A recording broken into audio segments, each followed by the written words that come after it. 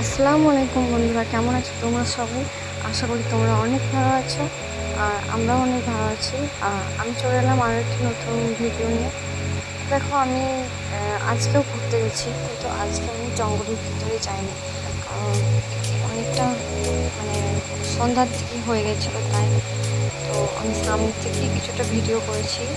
আর এদিকটা দেখা যাচ্ছে, এদিকটা মানে ফাঁকা মাঠ, এদিকেও অনেক গাছ ছিল, তো অনেক গাছ ঝড়ে পড়ে গেছে, উপড়ে গেছে।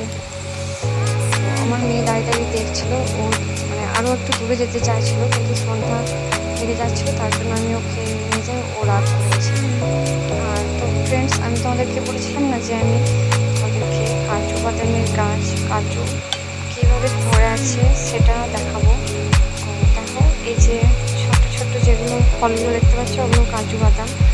আর এগুলো এখন অনেক ছোটো আর অনেক কাঁচা, তো এগুলো বড় হবে যখন, তখন উপরের একটা অংশ আছে যেটা পেকে লাল হয়ে যায়, আর নিচের কাজুটা তোমার ওই যে উপরে লম্বা মতো যে অংশটাতে লেগে আছে বাদামটা, তো ওটা পেকে অনেকটা বড় হয়ে যায়, ফল বলে।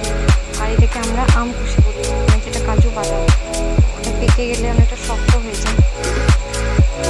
আর আমরা কিন্তু আমাদের এখানে কোনো মেশিন টেশিন নেই, আমরা মানে কী করি, আমরা কিছুটা ভাজি, তারপর ওটা ছেড়ে দিই। আর আমার মেয়ে, দেখো আমার মেয়ে অনেক রেগে আছে, ও যে আরও ঘুরতে চাইছিল।